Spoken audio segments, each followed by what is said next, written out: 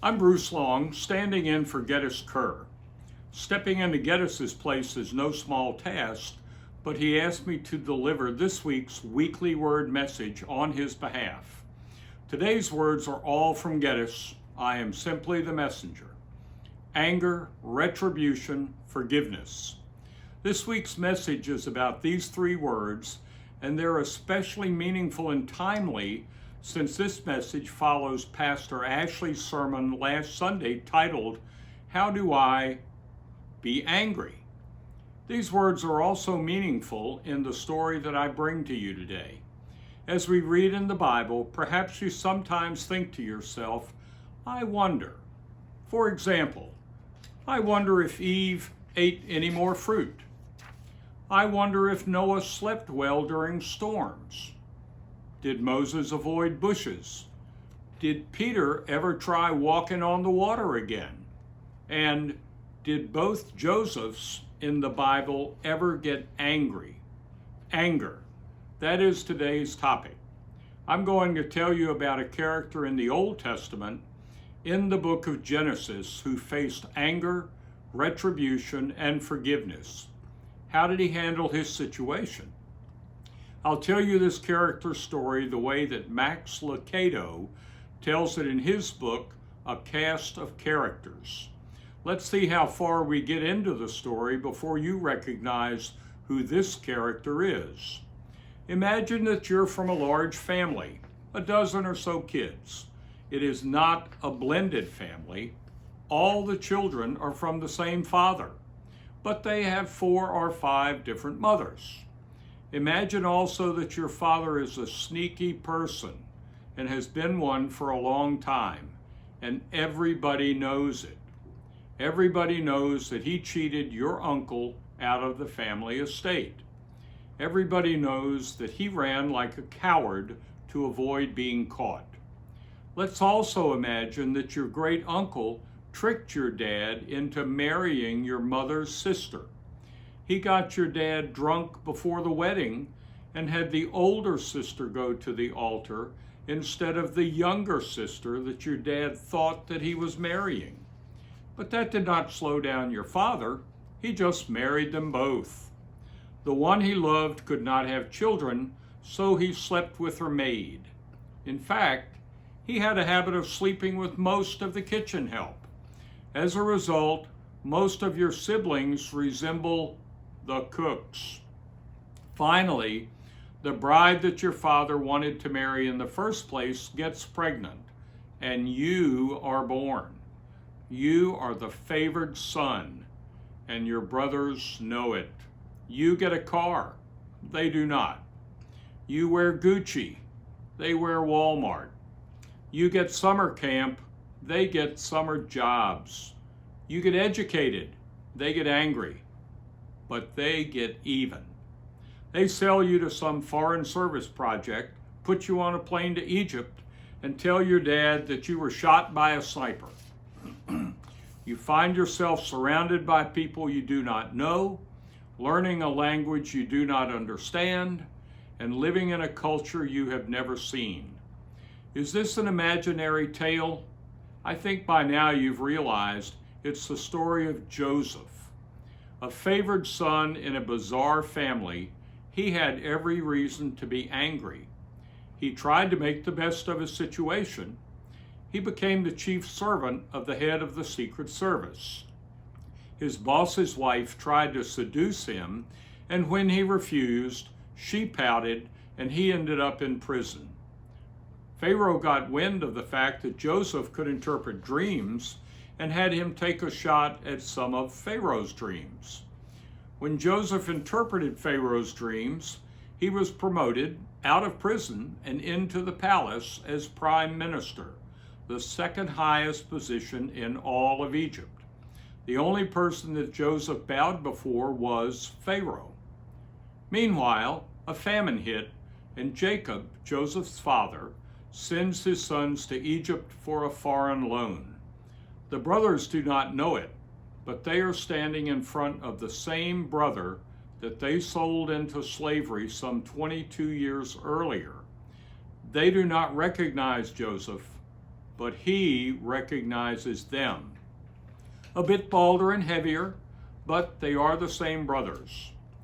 Imagine Joseph's thoughts. The last time he saw these faces, he was looking up at them from the bottom of a pit. The last time he heard these voices, they were laughing at him. The last time they called his name, they called him every name in the book. Now is his chance to get even. He has complete control. One snap of his fingers, and these brothers are dead. Better yet, slap some manacles on their hands and feet, and let them see what an Egyptian dungeon is like. Let them sleep in the mud. Let them learn Egyptian.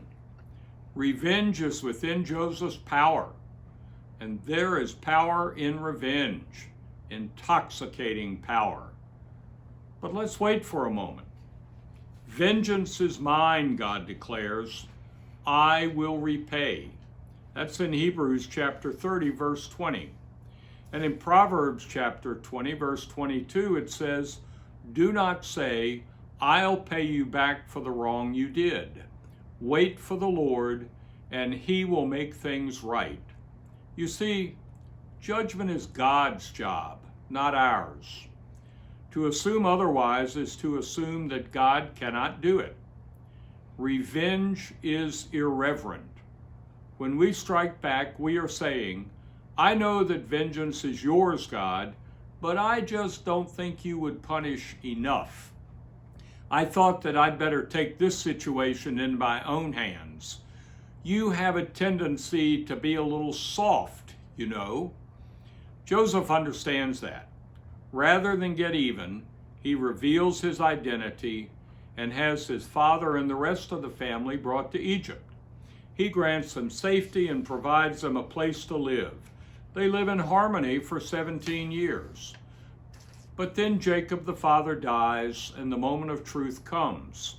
The brothers are afraid that, with Jacob gone, they will be lucky if they get out of Egypt with their heads on their shoulders.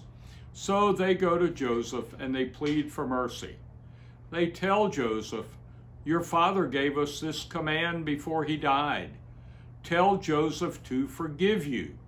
That's in Genesis chapter 50, verses 16 through 17. Now, doesn't this sound somewhat like children saying, Daddy said to be nice to us? What was Joseph's response? Genesis chapter 50, verse 17 says, when Joseph received this message, he cried. His tears seemed to say, what more do I have to do? I've given you a home. I've provided for your families. Why do you still distrust my grace? Now please listen carefully to the two statements that he makes to his brothers. First, he asked, can I do what only God can do? Let's remember, revenge belongs to God. If vengeance is God's, then it is not ours. God has not asked us to settle the score or to get even, ever. Why? The answer is found in the second part of Joseph's statement. You meant to hurt me, but God turned your evil into good to save the lives of many people, which is being done. Forgiveness comes easier with a wide-angle lens. Joseph uses such a lens to see the whole picture. Joseph refuses to focus on the betrayal of his brothers without seeing the loyalty of God. It always helps to see the big picture.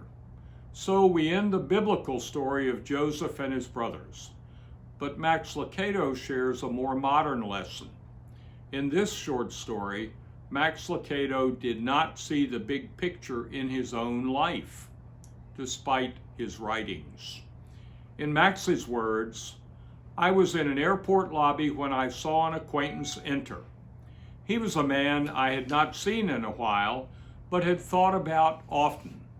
He had been through a divorce, and I was close enough to it to know that he deserved some of the blame. I noticed that he was not alone. Beside him was a woman. I immediately thought, why, that scoundrel. Just a few months out, and here he has another lady?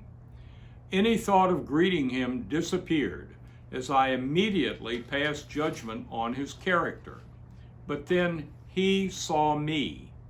He waved at me and motioned me over. I was caught and trapped. I would have to go visit with this reprobate, so I went over. Max, please meet my aunt and her husband. I gulped.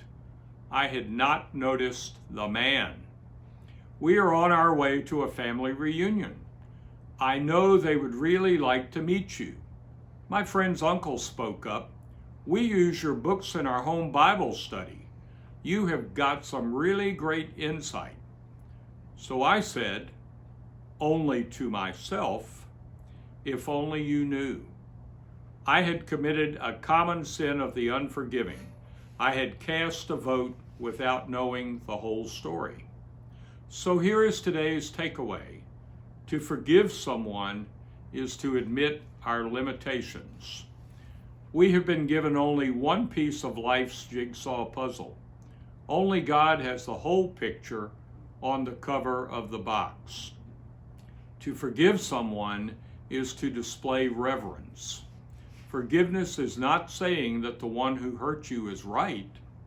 Forgiveness is stating that God is fair and He will do what is right. After all, don't we have enough things to do without trying to do God's work too?